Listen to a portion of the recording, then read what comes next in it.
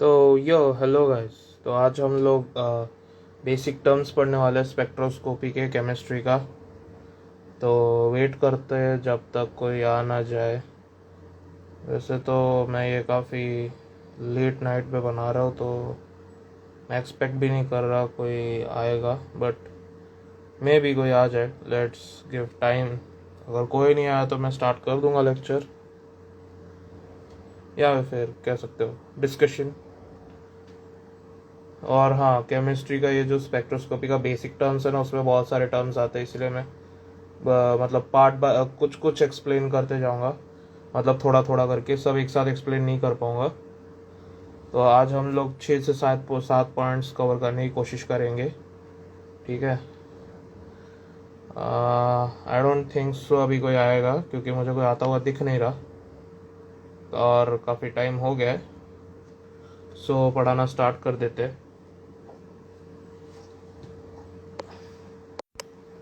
सो या हम लोग आज पढ़ने वाले हैं। नमस्कार दोस्तों, आपका स्वागत है आज के लाइव में। आज हम लोग केमिस्ट्री के स्पेक्ट्रोस्कोपी के बेसिक टर्म्स पढ़ने वाले हैं। सो स्टार्ट करते पहले वाले से। बेसिक पढ़ोगे तभी तो एडवांस करोगे ना, तभी तो चैप्टर में घुसोगे। वो सब बाकी सब इंट्रो इंट्रो था, ठीक है। अभी हम लोग स्टार्ट कर रहे, मतलब उसके बेसिक्स पहले पढ़ रहे हैं, ठीक है।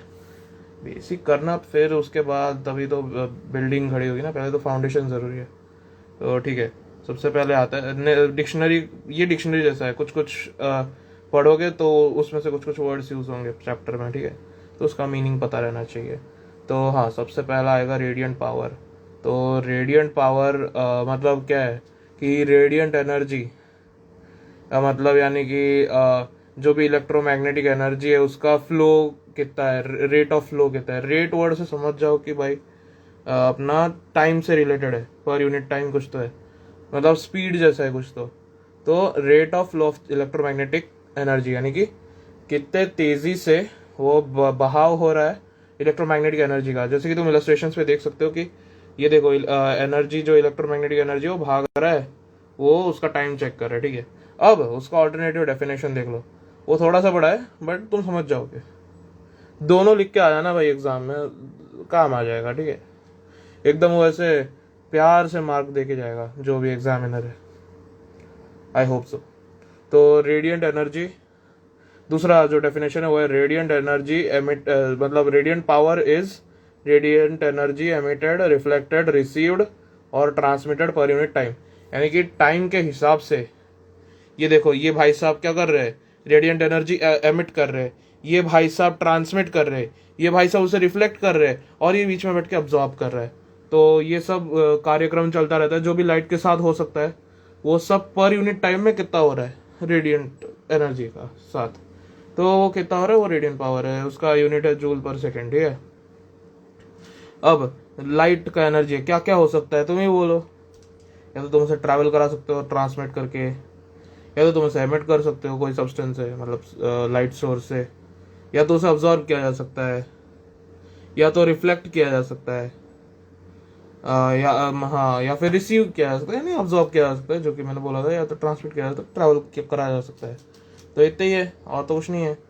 और अब्जॉर्बेंस, तो अब्जॉर्बेंस का भी क्या मीनिंग हो गया कि major of difference of intensity between incident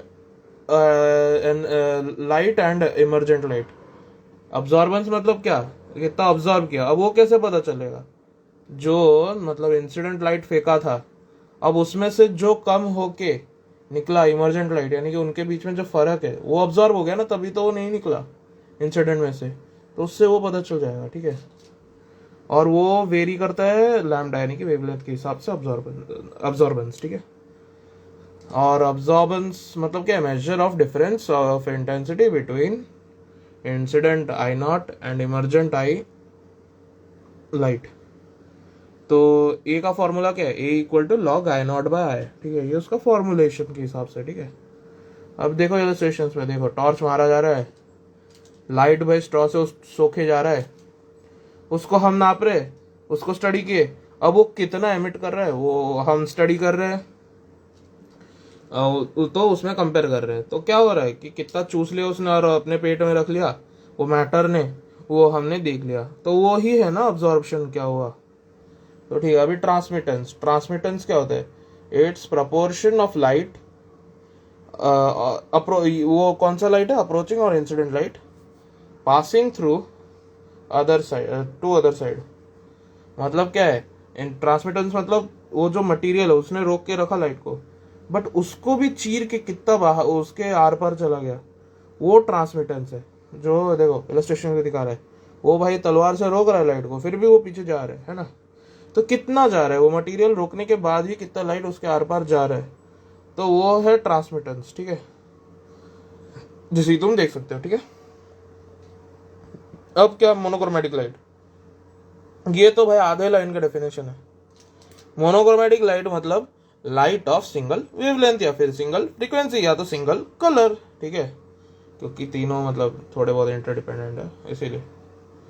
तो हाँ, अभी वो कोई भी टर्म से आ सकता है ना, इसलिए मैंने तीनों टर्म से बता दिया। तो हाँ, यहाँ पे देखो, तुम इलस्ट्रेशन में समझ सकते हो, एक लाइट मारा है, एक ही वेवलेंथ है, एक 1 लैम्डा लिखा हुआ है, देखो उस पर सर्फ कर रहा है अपना बंदा। ठीक है, अब पॉलीक्रोमेटिक लाइट, अरे मोनो देखा तुमने मतलब सिंगल, क्रोमेटिक यानी कलर का लाइट। अब पॉली का क्या होगा, मतलब पॉली मतलब मैनी, क्रोमेटिक मतलब कलर, अब लाइट मतलब लाइट, लाइट तो लाइट है भाई, और उसका क्या है, वो एकदम लाइट है, चिल है। ठीक है, तो light of radiation with more than one colour और वेवलेंथ या फिर फ्रीक्वेंसी, जो भी, मतलब लाइट जिसमें एक से ज्यादा यानी कि बहुत सारे कलर या फिर वेवलेंथ या फिर फ्रीक्वेंसी होती है। ठीक है, एक ही लाइट में, मतलब जैसे व्हाइट लाइट अपने न्यूटन भाई साहब, मतलब न्यूटन सर जी, जो प्रिज्म से डाल के उसमें से निकलता था ऐसा, मतलब क्या 7 कलर्स ऑफ लाइट, तो वो क्या व्हाइट लाइट पॉलीक्रोमेटिक लाइट है, 7 कलर्स है ना उसमें। तो फिर देखो ये अपना बंदा है, जैसे रेनबो, रेनबो होता है पॉलीक्रोमेटिक लाइट से बनता है, वही व्हाइट लाइट से बनता है।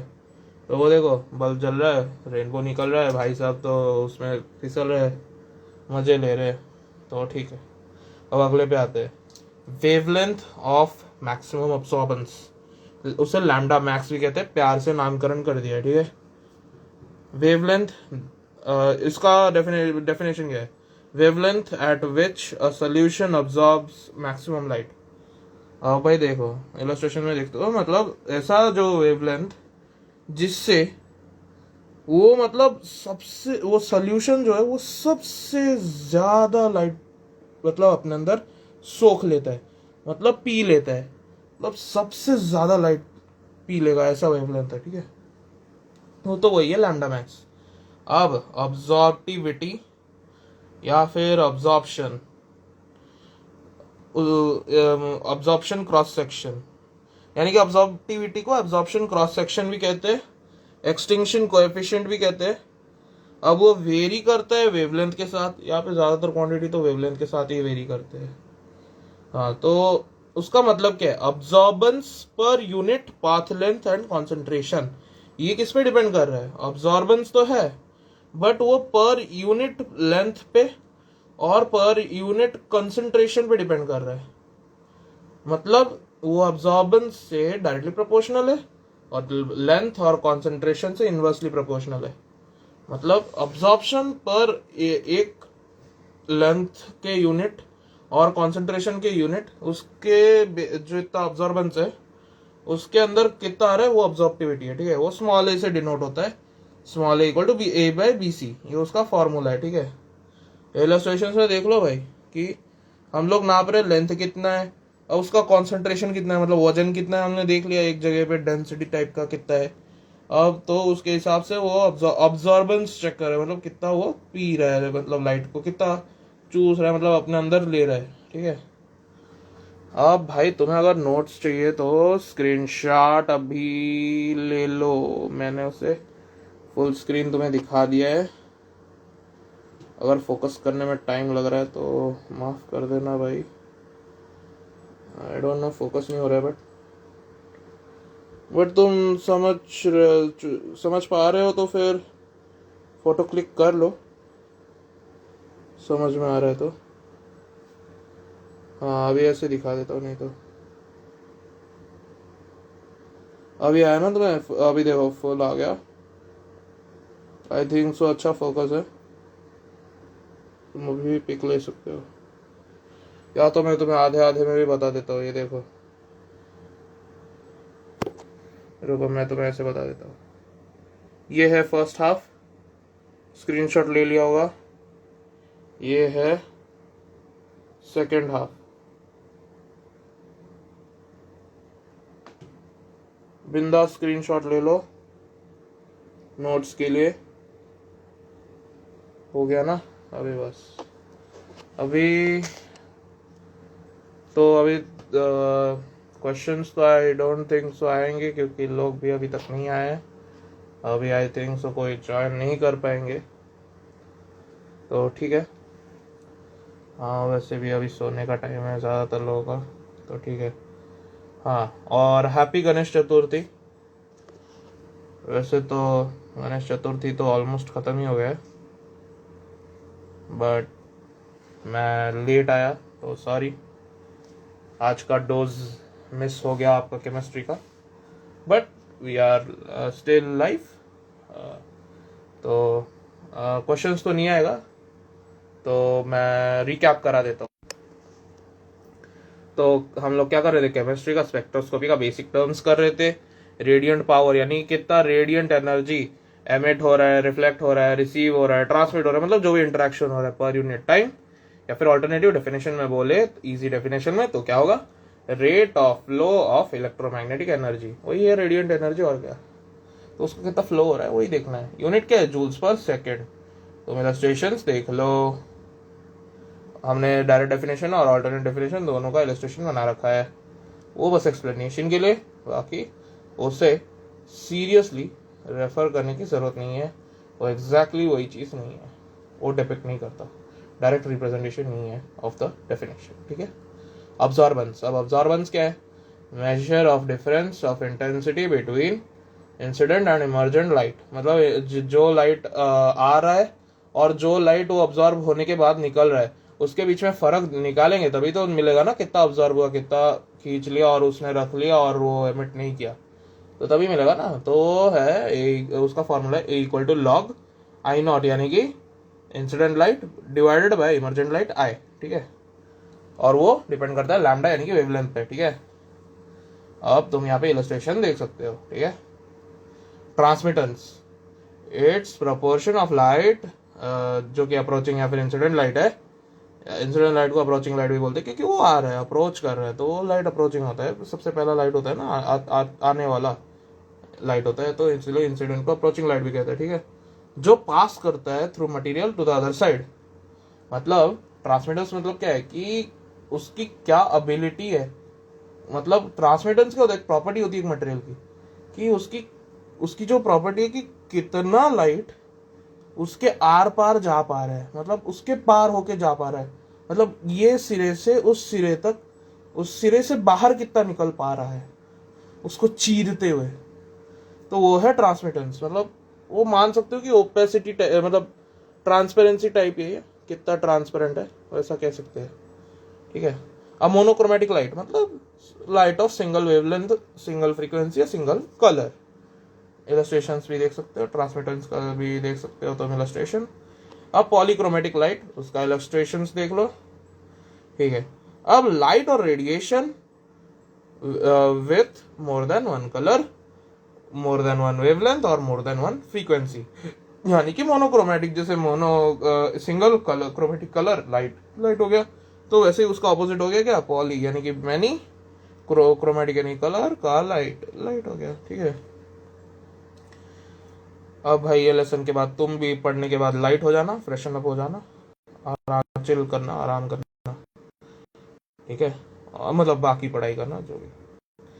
वेवलेंथ ऑफ मैक्सिमम अब्जॉर्बेंस, उसका मतलब क्या है, लैम्डा मैक्स का, कि वेवलेंथ जहां पे वो सॉल्यूशन सबसे ज्यादा लाइट अब्सॉर्ब करता है, मतलब वो वेवलेंथ पे उसको लाइट इतना पसंद आ जाता है कि वो सारा ही लाइट अपने अंदर सोख लेता है वो सॉल्यूशन, ठीक है। तो यहाँ पे इलस्ट्रेशंस देख सकते हो, देखो उस वेवलेंथ को देख के कितना खुश हो गया है, खिल गया है वो मैटर, तो वो अभी सारा लाइट अपने अंदर सोखने के लिए रेडी हो चुका है, ठीक है, स्ट्रॉ से चूसता हुआ एकदम। अब अब्जॉर्बिविटी या फिर अब्जॉर्प्शन क्रॉस सेक्शन या फिर एक्सटिंक्शन कोएफिशिएंट, एक ही बात हो गई ना, इतने सारे समानार्थी शब्द, वाह, इतने सारे समानार्थी शब्द याद रखने में मजा आएगा तुम्हें। बचपन की ग्रामर याद आ जाएगी, है ना। तो हाँ, तो वो वेरी करता है वेवलेंथ के साथ। इसके पहले भी वो अभी ज्यादातर चीजें तो वेवलेंथ के साथ ही वेरी कर रही थी। तो हाँ, तो उसका डेफिनेशन एक्चुअली है absorbance per unit path length and per unit concentration. Formula है small A equal to capital A by B C.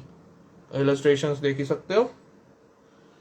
मतलब अब्जॉर्ब कितना हो रहा है यूनिट लेंथ के हिसाब से और कॉन्सेंट्रेशन के हिसाब से। मतलब एक जैसे होता है ना force, force per unit area होता है प्रेशर, और पर यूनिट टाइम इम्पैक्ट होता है, ऐसा कुछ होता है ना।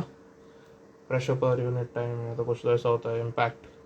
मतलब इतने टाइम में कितना ज्यादा फोर्स होगा, इतने एरिया में कितना ज्यादा फोर्स होगा। मतलब वो डिस्ट्रीब्यूट करके बता देता है कि इतने, उसको डिवाइड करके बता देता है कि इतने जगह पे कितना अब्जॉर्बेंस हुआ है, तब कितना अब्जॉर्ब कर पा रहे। एक अगर छोटा सा एरिया लू तो भी, एक छोटा सा कॉन्सेंट्रेशन लो तो भी, वो मेजरमेंट बता देता है।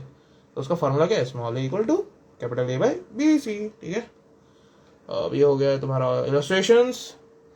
अब हो गई हमारी लेक्चर की समाप्ति। सो इसी बात में लाइक ठोक देना, शेयर कर देना अपने दोस्तों में, फॉलो भी कर देना, जो भी करना होता कर देना, कमेंट में डाउट्स पूछ लेना, जो करना एकदम खुल के करना। ठीक है, अभी बाय, और क्या, और happy Ganesh Chaturthi once again. Bye, अच्छे से पढ़ना और मजे करना, सब करना। ठीक है, बाय, चिल।